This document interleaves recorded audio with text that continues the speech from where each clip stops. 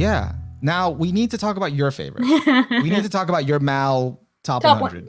Mal top 100 represented.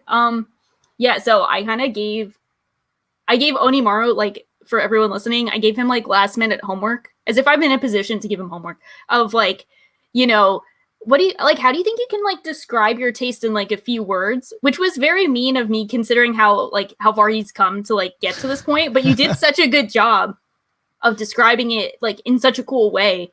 I think I was thinking of it. I think I can describe my taste with 4 S's, which is I guess kind of on brand for me. It's a shonen sports snob science gate. So I got like She's literally the blend S of taste. blend S, yeah. More like the bland S of taste. Oh my god. Yeah, so oh no, go ahead. How do you feel about that though? Like if you have more to say about that, you can continue, but like how do you feel about kind of your taste being sort of representative of the Mal top 100 or literally like kind of the universally enjoyed shows? I think I had a complex about it when I was first starting out because I think I was kind of like, I felt like I had to kind of prove that I was an individual or like I had seen more anime than my taste would show at some point because like, I mean, I don't know. If you see my favorites, you're going to be like, cool, you've seen like 50 shows. Like that, I feel like that's kind of the vibe it gives off. And then, I know from my experience, I'm like, I've actually seen 450 shows. I've probably seen the shows you think should be on here based on preconceived notions. And no, but these are the ones that have really like withstood the test of time. They represent what I value in the medium. They represent what I value in storytelling. So I've kind of gone through my own like character arc of like, okay, so I'm kind of a basic bitch. Should I not be a basic bitch? Like, should I like, is there something wrong with me? And then I'm like, no, it's okay that I'm a basic bitch. So it's kind of, we've, gone full circle in a way. And I'm like super confident in these favorites because I do feel like after watching so many series that people feel like should be in a 3x3, I'm like, nah, these ones stood the test of time and they mean more to me. And if I can defend why I think they should be here over other series, then that's all that matters. Yeah. Yeah, like I think that's in itself really like important, like that you can kind of stand by your favorites, even if other people might say like, hey, well, this is just kind of like what everyone likes, and it's like, well, you like it for a reason. You're not just bandwagoning. And I do 100%. Have to comment, it is so kind of freeing to come to terms with the fact, that you realize when you're basic, if you're just like, hey, I just like this, okay? It's just funny, right? Yeah, like the similar, like someone being like, oh, like the one guy who's like, well, you lost because your name is on here. It's like, I essentially have your name in like 5 of these 9 pictures, like the equivalent of your name in terms of like, everyone likes it. Wide, it appeals to a wide variety of people, and there's nothing wrong with that. Like, that's totally cool. I mean, like, I thought like a silent voice was a 10, and it's always that toss up between your name and a silent voice. Like the cultured people pick a silent voice, the basic people, your name. I do pick a silent voice this time. I'm sorry. It's okay.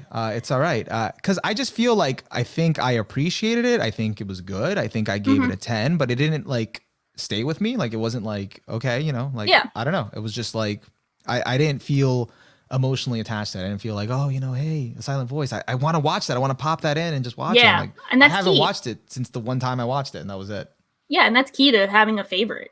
That's, you got to love it. If you don't love your favorites, what do you love? Favorites are the ones you are comfortable fighting for. I think exactly. That's a way of looking at it. And like, unless we've are done talking about the 3x3s, go back to, I guess, the 3x3s or your favorites, or I guess mine. Yeah. Well, I don't think I can top any of the Evangelion stories that you have, but I will attempt to, because there's no coming back from like, I showed my mom. Oh no, I showed my class end of Evangelion and my teacher freaked out. I wish I was at that level of epic, but maybe one day. So I don't know. So my, these are all like, pretty generic picks, but they all have like very different circumstances in which I watch them. I think the one that probably stands out the most is Promare, which is people are like, what are you doing with this? Like, why Promare? Why not Gurren Lagann or Evangelion? And I have such a like unique relationship with Promare first from like seeing it at Anime Expo, winning the Shikishi, which is like in a frame somewhere in my house. I couldn't find it. I wanted to rep it for the Giguk interview. I don't know where it is. It's in my house, but I'm like, Mom, where the fuck do you put that? That's like the only thing I need. And she's like, I don't know. I was like, thanks, Mom. But so that I won that. And then it came out in theaters back when we could go into theaters before the pandemic. And I've seen it like 5 or 6 times, which is more than I've seen any anime film. So Promare is just, I think, it's like a concentrated dose of Trigger at its best. And I love experiencing it, just like perfect action film. I love the color palette. I love the production, the direction, the sound design. I do think there are more themes to it than people give it credit, especially its take on environmentalism and the human connection we have, which impacts the environment and our, overall ecosystem. Yeah. I think that's really interesting. And I think it's the perfect mixture of like just enough themes for a runtime to keep me engaged and feel like there's a takeaway message while also being a fun, over the top action flick. So were there any of your other favorites that you wanted to kind of highlight, talk about? Did you want to go through all of them? Yeah, I guess I got some quick stuff on all of them. Steins Gate is always like... Yeah, actually, I'm curious about this. Why is Steins Gate your number one? Steins Gate actually stands out from all the Blend S favorites, or the Bland S favorites. I kind of like the Bland S favorites as the title. So Steins Gate stands out a bit because it's the only visual novel adaptation. It's the only sci-fi thriller here, but Steins Gate is just such a special series to me because I don't think another series has encapsulated my sense of humor and personality so perfectly. Because as much as I love how tightly woven the narrative is, how good the time travel mechanics are, I think it has the best time travel mechanics I've seen that is like a perfect, tribute to old time travel series and references while also creating its own system and articulating how the system works. It has all of that going for it, but I love the sense of humor of the cast, the referential humor, the way they interact with each other, the way they like have such like quirky nicknames for each other. And it kind of feels like they're always like making jabs at each other, but also like at the end of the day, they'll like risk their lives for each other. I feel like that emotion that it strikes is how I feel with my friends. That's how I interact with my friends. So it made me really feel like I was a part of the friend group and I saw a representation of friendship that I hadn't really seen in media elsewhere. So I'm like, if I'm a show, it's Steins Gate. Steins Gate is me as a show. Do you like Haikyuu for any other reason, like a different reason for why I like it? You liked it for like the camaraderie and like consistency? Like, yeah, and the teamwork and like it is my ideal for like teamwork, like the whole kind of the way it does it and the whole philosophy and everything is just amazing. And I like the characters too, but that's also what brings it up for me. I do think it is the mixture of how it handles like teamwork. The characters are fantastic. I think it is the most consistent series I've ever seen. Also, I'm not gonna lie, the hype moments are just the hype, hype. But it definitely earns the hypes. So in turns, it's like I think it's like everything with Haikyuu. I love the way it portrays sports. I love the way it tackles the classic sports anime, hard work versus talent. I love the way it addresses the idea of passion. I think that's something I've really come to appreciate as the series has gone on is I think the true conflict of the series is passion versus disinterest. And I think Hinata is the perfect representation of someone who is trying to, unintentionally, mind you, he inspires passion in everyone, including the viewer. And I think the way it portrays the passion of a subject matter is like next to none. And that's something that I've really taken away from it.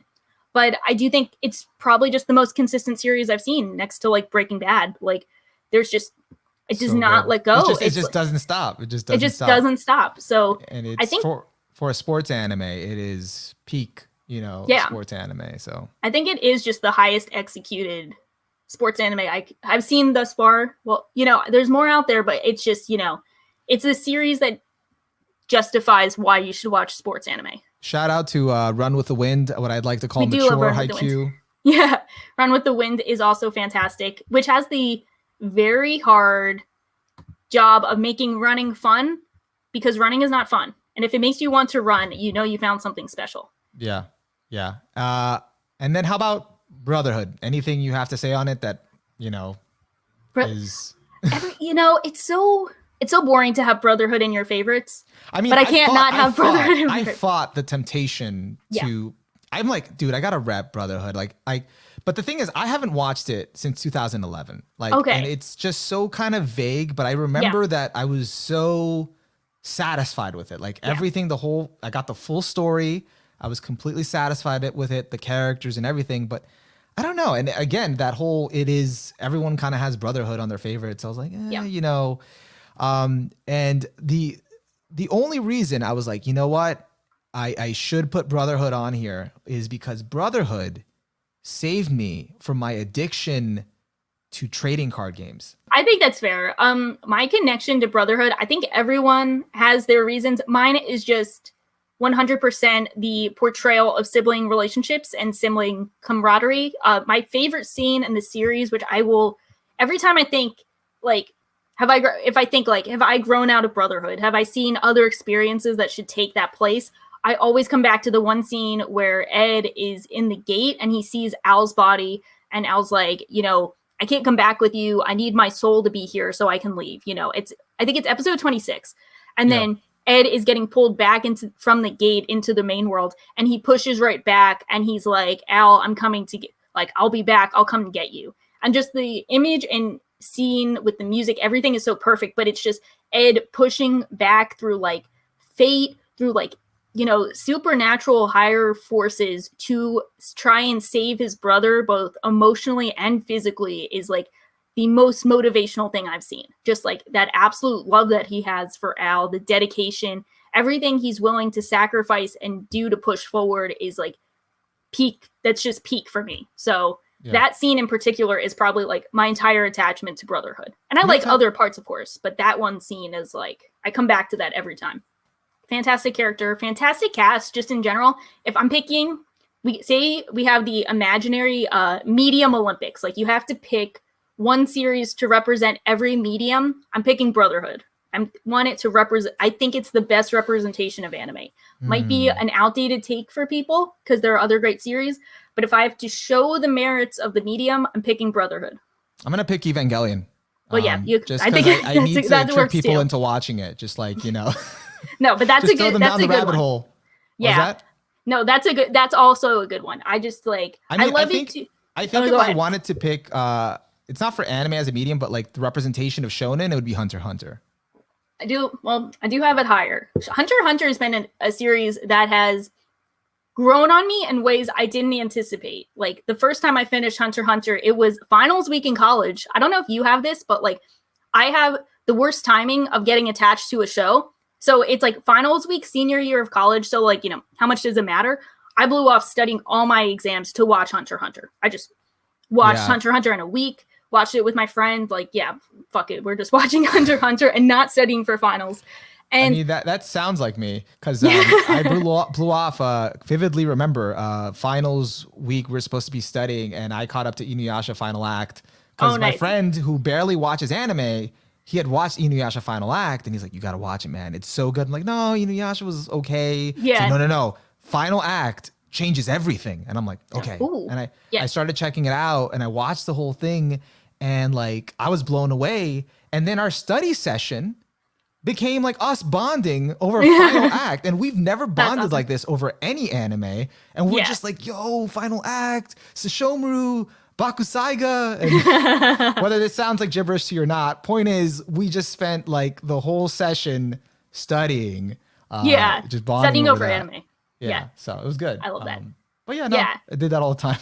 No, that sounds awesome. Go back to Hunter x Hunter, sorry. Yeah, so I finished it the first time, and like, I finished it and I was like, yeah, like, I think this is a 10 because I really enjoyed it a lot, but like, I don't know. I have a few gripes with it, here and there. I had a few gripes, but it was mostly really fun. Then I think like 3 months go by, and I just keep thinking about Hunter x Hunter. Like, I keep going back to it, and then I eventually realized over time, like, Killua is my favorite character of all time. Chimera Ant is my favorite arc of all time. And so then I held a rewatch on our anime where you watch like one episode of Hunter x Hunter a day. And then like a bunch of people comment on it, either rewatching it or having a first time experience. And so I'm rewatching it with them because I was like providing commentary, responding to people, but also posting like screenshot of the day to kind of like facilitate the discussion. Yeah. And I'm reading like at least like 50 comments about Hunter x Hunter a day for half a year. Like it was like a big part of my life where I'm like invested in the series and others' experience with it. And I think for some other series that would probably make me feel really burnt out. Like I'd be like, okay, I'm good now. Like I don't want to talk about this again. But I was just having so much fun seeing others' reactions to it, positive or negative, having my own experiences with it again. And I've just like had consistently more fun with it every time I've watched it. I've seen Hunter x Hunter beginning to end 4 times. So wow.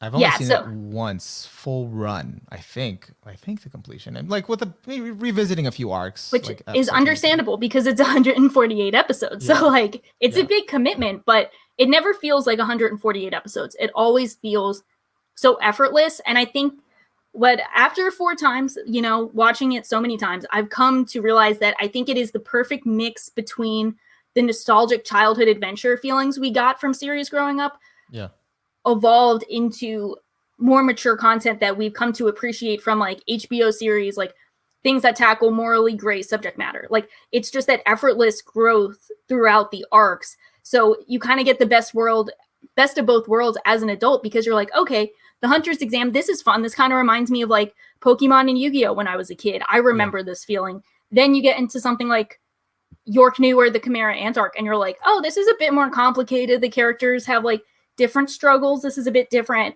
but it still is the same show and it still has the same characters and same emotions. So it just feels like a natural coming of age story within the context of the series. Yeah, I already have like so much I need to watch, and now you're like convincing me to rewatch Hunter x Hunter. That's just a time sink, man. Does that mean I should go to Gintama on why you should watch that? 300 something episodes let's get of into that.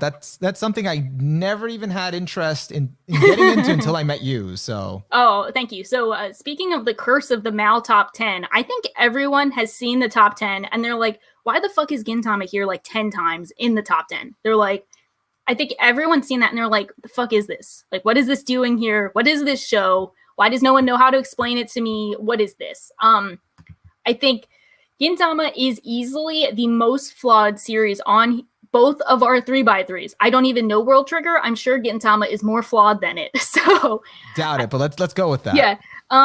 So Gintama is, I think, what is the best way? Okay. I think the best way to describe it is like a mix between traditional shonen action series or samurai series. So I'll say like Rurouni Kenshin meets The Simpsons. Like a lot of it is just like, you know, referential satirical humor, and it's like this episodic series that like introduces the cast, and then it's just like episodic humor here and there. So it doesn't really show the full appeal of it. But then in the serious arcs, you get a lot of the same type of like emotional story beats you'll get from very serious either samurai drama or, you know, shonen adventure series. Like not necessarily the same, but it gets a lot more serious, and you get into like, it gets a lot deeper themes, and you get more hype surrounding the characters and their circumstances. And it's a lot of like historical references as well. Like you have people who were actually, you know, the Shinsengumi, they're the police force at the time. Those were like real people. You'll see them referenced in Fate and like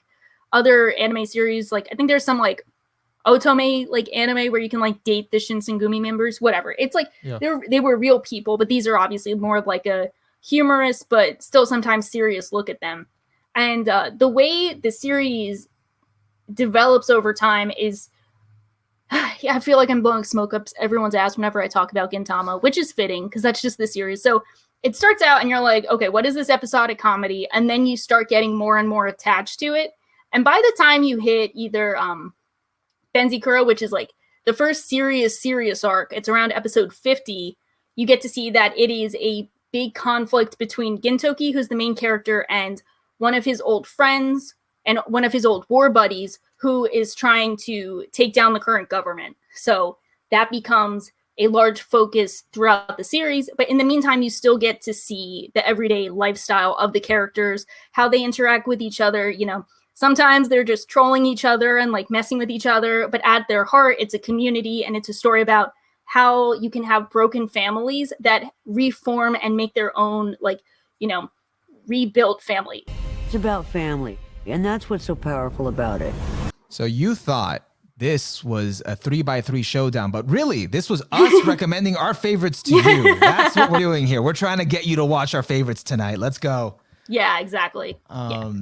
Okay. Yeah. I feel like unless you want to keep talking about the other favorites, I mean, I feel like I feel like Monster is pretty self-explanatory. If you've watched Monster, it's just really good. Unless it's go ahead. Yeah, I guess Monster, everyone knows to watch Monster if they can. Watch Monster. I will give the Maru Penguin Drum shout out because that one. Yes. That doesn't get enough love, I think, right? No, it's not totally obscure, but it's a bit more obscure compared to other series. It is, to me, I don't know if you feel this. Sometimes I feel like a lot of the I'm trying to think, a lot of the snob shows, like the more elitist shows, like when they rely overly on symbolism, it can be a bit hard to digest. So, you gotta you can't recommend it to an average person, so to speak. Like if someone if a series has like a unique way of telling its story, or it's very symbolic heavy, you kind of got to be like, hey, like it's not really straightforward. You got to give them warnings. I think Maru Penguin Drum is the perfect mix between symbolic storytelling and straightforward mystery. So I think it's a really good experience, especially for people who might not want to just jump headfirst into Serial Experiments Lane, or they don't want to just jump right into the deep end of something that, it's like symbolism starter pack, symbolism light. I kind of feel like that. And I think we should do that, like recommendations of where to start if you want to get more into anime symbolism. Like start here, build up to Lane. Yeah, exactly. And I think it's a really compelling story and mystery at its core about family, fate, how society copes with loss. And I think it's a really fun, but also emotional and thrilling series. So I think it's very well executed. I have not watched it. Full disclosure, the only recommendation or anything I've heard about it is I was checking out Zarazanmai, and then I heard, Penguin Drum just does everything better than, like, it does that but better, or it explores the same stuff sort of, but does it better. I think Ikuhara, I've seen all the main Ikuhara works, so Utena, Penguin Drum, Yurikuma, and then Sarazanmai. And I think out of the 4, 3 of those really deal with gender identity and sexuality, as well as like society overall. Penguin Drum is the one that does incorporate gender identity, but is not solely focused on it. It's a lot more focused on family. Filial responsibility, and just the idea of fate versus fate versus making your own way in life. So it's very different from the rest of his work, but I do think if you enjoy the other ones, you will enjoy this one too. I don't think it's too similar to Sarazanmai, but if you enjoyed a lot of the like symbolic visual flair of Sarazanmai, you'll definitely enjoy that in Penguin Drum. Okay. Got it. Yeah. Well, it's somewhere on my plan to watch, I guess. I have to check it out. I have to cover all the snob anime. I need to know. I need to just know. It's not on the pretentious Weebs starter pack. The meme of that. It's not on there, but it should be. Did you want to like talk about any of your other favorites that you didn't get to talk about, or? I think I covered most of them. Also, I guess the only one I didn't mention too much, watch Ping Pong the Animation too. That has been on my list forever, and I've never gotten around to it. Another 11 episode one. Okay, I gotta get to it. So another representation of the snob. It's part of the 4 S's, snob and sports. So I got 2 of those in one box. Yeah, it's like blend as bingo. So I got 2 in 1 with that. Ping Pong is interesting because it is the shortest series here, but I think it does a lot more than other series in general. Just in 11 episodes, it's a like wonderful experience. And have you seen any Yuasa anime? Devilman Crybaby. Okay, and I think that's it. Okay, I think Yuasa is another great director. I think his 2 best are Tatami Galaxy and Penguin Drum. No, that's Ikuhara. Ikuhara. Yeah, Ping Pong and Tatami Galaxy, definitely the 2 best Yuasa anime to me. You watch both of those, I think you got him covered. You can watch the rest. You can, like he has. I've seen an episode of Azoken, but that was kind of about it. Azoken is great too. I just think Ping Pong. Peak Yuasa is Ping Pong, Yuasa. And the other one you said. Ping Pong. Galaxy. Yeah, Ping Pong, especially if you like sports anime and it's not like you don't need convincing to watch a sports anime. I think Ping Pong is like a great it uses a lot of great symbolism, but it's also straightforward. The characters are all good. You know, you got all your bases covered, and it's very creative. But it also has a top 3 OST in the league for me. Fantastic soundtrack. Okay. What's his name? Kenshi Uno. Oh, I think I know who you're talking about. I don't know. I don't remember. The guy who did. Okay, I feel bad. He's like my favorite, and I feel such an asshole. So he does the soundtrack. He also did A Silent Voice, Liz and the Bluebird, Devilman Crybaby. He's done so many great soundtracks, and this was the first I heard from him. And the sound design is like specifically perfect for how it like plays into the story. Like one of the tracks he has, the percussion instrument is ping pong balls being hit back and forth. Like wow, like that's so cool. So like tailored, like really to the Tailored. experience. It's like next level.